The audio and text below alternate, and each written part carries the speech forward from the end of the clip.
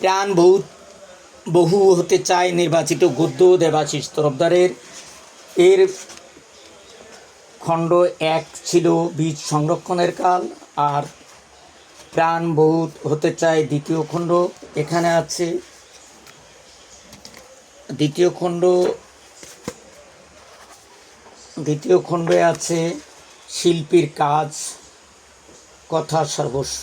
কথাশিল্পী আকাশ কুসুম, অনিলা স্মরণে, আমার ইউলিসিস পাঠ ও পূর্ণ পাঠ, উপলক্ষ বই, দুঃসময়, দুইটি ঋতু ও মহাজীবন, ডায়েরির ছেঁড়া পাতা, কবিতার কথা, একটি ভাবনার নীহারিকা, জন্মের অনন্ত শুভক্ষণ, অমিতাভ মণ্ডলের কবিতা, জান মর ও গীতিকাতর মন, বিবিধ কথা নামে বিচিত্র কথা, শ্রী হর্ষ মল্লিকের সন্ধানে, এক যে ছিল রাজা,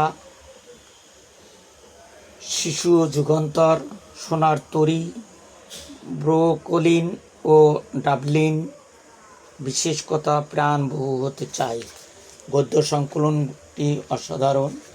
যারা পড়েছেন কিংবা পড়েন নাই তারা সংগ্রহ করে পড়তে পারেন, ভালো লাগবে।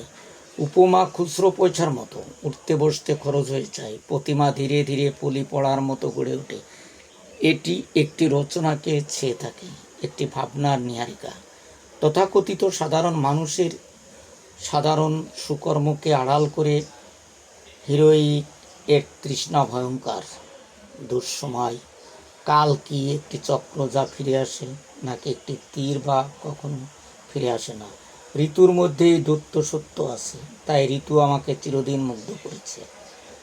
আজকের দিন কথাটি বড় হেলা ফেলার নয়, কারণ ভেবে দেখলে আমাদের আজকের দিন ব্যতীত কোনো বাস্তবতা নেই, তত বড় সৌন্দর্যও নেই। আকাশ কুসুম। সহজ কি? কেন সে আর সহজ নয়? সহজ ওই একটু হলুদ, একটু হৃদয় নিয়ে বাঁচা, এই। কিন্তু সে পথে অবরোধ করে দাঁড়ায় একের পর এক লালসা। শুধু ধন মান হিংসা নয়, বিদ্যার লালসা, সব বুঝে ফেলার লালসা। অমিতাভ মণ্ডলের মন নবীনকে রচনা করতে অক্ষম। সে নীরবে নবীনের অপ্রত্যাশিত উদয় দর্শন করতে পারে শুধু।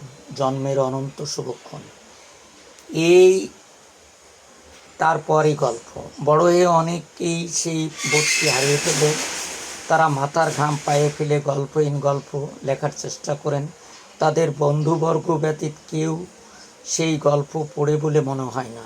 শিশু ও যুগান্তর ভাষালিপি থেকে বের করেছে।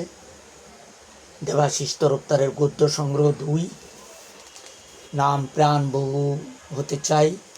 বাংলাদেশি টাকায় 810 টাকা পাবেন এবং কয়েকজন। 4 নম্বর দোকান, কনকর্ড এম্পোরিয়াম শপিং কমপ্লেক্স, কাঁটাবন, ঢাকা 1205। যারা সংগ্রহ করেননি তারা দ্রুত সংগ্রহ করেন, বইটি ভালো লাগতে পারে আপনাদের।